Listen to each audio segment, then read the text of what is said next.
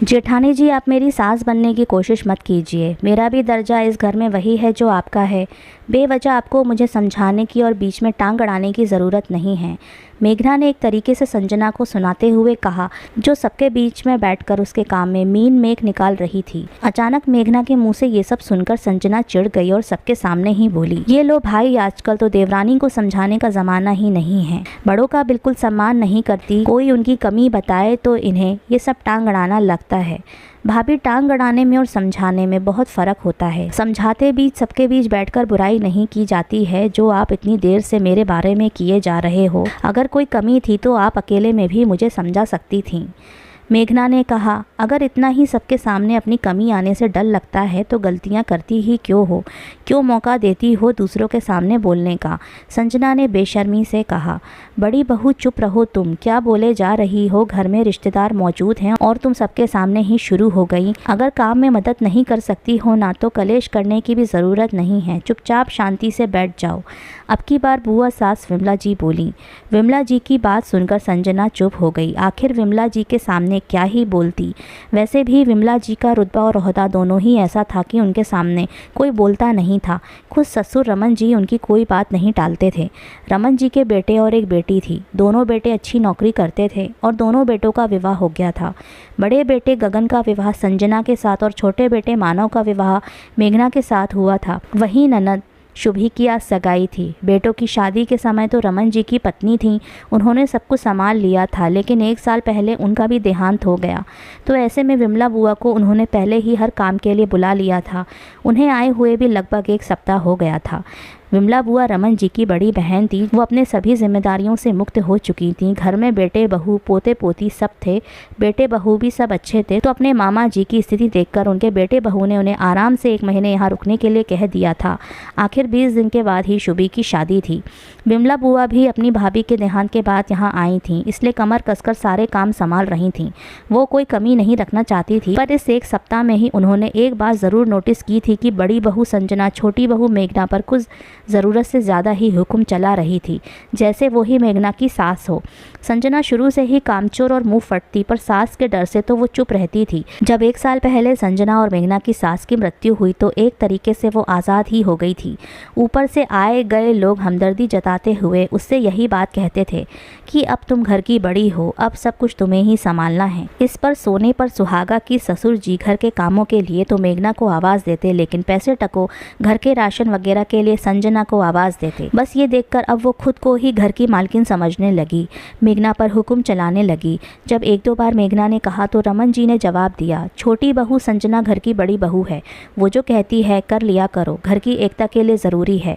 ये सुनकर मेघना तो चुप हो गई, लेकिन संजना की हिम्मत और बढ़ गई और धीरे धीरे घर के कामों की सारी जिम्मेदारियां उसने मेघना पर ही डाल दी। न सिर्फ जिम्मेदारी डाली थी, बल्कि वो तो अब उसे सुना भी देती थी। भला मेघना भी क्यों सुने, इस कारण कई बार मेघना और संजना में तकरार हो जाती थी, लेकिन संजना तो समझने का नाम ही नहीं ले रही थी। हर बार संजना बस एक ही बात कहती थी, अब ये घर मेरा है, ये मेरी जिम्मेदारियां हैं, इसके सही और गलत के बारे में सोचना, इसलिए जैसा मैं कहूँ वैसा करना पड़ेगा। ये सुनकर मेघना और भी चिढ़ जाती थी। दीदी, घर तो सबका बराबर ही है, मम्मी जी के मरते समय ये आपके नाम लिखकर नहीं गई थी। लेकिन संजना उल्टा बात का बतंगड़ बना देती थी। मेघना भी बराबर लड़ सकती थी, लेकिन शुभी की आंखों में आंसू देखकर वो चुप हो जाती थी। आखिर शुभी अपने मन की हर बात मेघना से ही तो कहती थी। संजना को तो उससे कुछ खास लगाव था ही नहीं। खैर, जब शुभी की शादी पक्की हुई तब विमला बुआ को रमन जी उनके घर खुद जाकर लेकर आए थे। तब उन्होंने बताया था कि घर का माहौल सही नहीं रहता है, आजकल बहुओं में तकरार हो जाती है, इसलिए तुम ही आकर सब संभाल लो। विमला बुआ ने पहले दिन ही भांप लिया था कि संजना अपने आप को घर की मालकिन समझने लगी है। अब वो खुद को मेघना की जेठानी नहीं बल्कि सास समझने लगी है। ऊपर से शुभी ने भी कई बातें बताई, जिसकी वजह से उन्हें समझ में आ गया कि गलती रमन जी की भी है। अब आज शुभी की सगाई थी। सारे प्रोग्राम के बीच संजना मेघना पर कुछ न कुछ ताने कसते रहती, पर काम ना बिगड़ जाए इसलिए मेघना चुप रही। लेकिन जब लड़के वाले रवाना हो गए और घर में कुछ खास रिश्तेदार ही बचे, तब मेघना ने संजना को जवाब दे ही दिया। खैर, विमला बुआ ने बीच में बोलकर बात को वहीं ख़त्म कर दिया, लेकिन ये देखकर रमन जी ने उनसे कहा, देखा, मैंने कहा था ना, यही सब हो रहा है हमारे घर में। दोनों बहुएं अब तकरार करने लग जाती हैं, पता ही नहीं चलता है। भाई, गलती सारी क्या बहुओं बहुओं की है, बड़ी बहू में बिल्कुल भी बड़प्पन नहीं है, तो भला छोटी बहू कब तक सुनती रहेगी। फिर ऊपर से आप घर की एकता के लिए छोटी बहू को ही झुकने को कह रहे हो, भला ये कैसे संभव है? गलती तुम्हारी भी तो है, विमला बुआ ने कहा। दीदी मेरी क्या गलती है? रमन जी ने सवाल किया। जब तुमने घर में खुद देखा है कि बड़ी बहू छोटी बहू पर बस हुक्म चला रही है और घर के कामों में उसकी मदद नहीं कर रही है, तुम्हें उसी समय बड़ी बहू को रोकना चाहिए था। पर तुमने क्या कहा? छोटी बहू घर की एकता के लिए, तुम चुप रहो। छोटी बहू को सिर्फ घर के कामों के लिए बुलाया जाता है, जबकि बड़ी बहू को पैसे टको बाजार के कामों के लिए।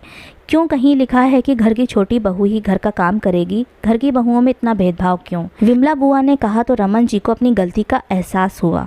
तो दीदी मैं एक काम करता हूँ, मैं घर के काम बराबर बांट देता हूँ और पैसे टकों का काम भी कभी छोटी बहू कर लेगी तो कभी बड़ी बहू कर लेगी।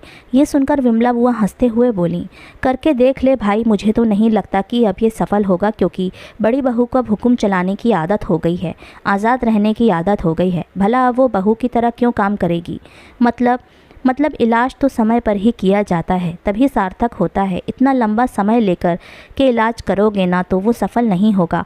शुभी की शादी हो जाने दे, उसके बाद दोनों को अपनी अपनी जिम्मेदारियां खुद उठाने दो। साथ रहकर परिवार खंडित हो, उससे अलग रहकर परिवार एक साथ रहे, वो ज़्यादा बेहतर है। खैर रमन जी को विमला बुआ की बात तो समझ में आ गई थी, पर फिर भी शुभी की शादी के बाद एक बार उन्होंने घर के काम दोनों में बराबर बांटने की कोशिश की, लेकिन संजना ने 1-2 दिन तो जैसे तैसे रोध होकर काम किया, पर उसके बाद वो लड़ पड़ी। घर का माहौल अब बहुत ज़्यादा ही ख़राब हो गया, तो रमन जी ने दोनों को अलग अलग कर दिया, जबकि वो खुद मेघना के साथ ही रहे। तो दोस्तों आपको ये कहानी कैसी लगी हमें कमेंट करके ज़रूर बताएं। इसी तरह की अच्छी अच्छी कहानियाँ आप यहाँ पर सुन सकते हैं। यहाँ उपस्थित शिक्षाप्रद कहानियाँ आपका मनोरंजन करने के साथ आपको दिशा भी देंगी। तो बने रहिए हमारे साथ और हमारे प्रयास को सफल बनाएं।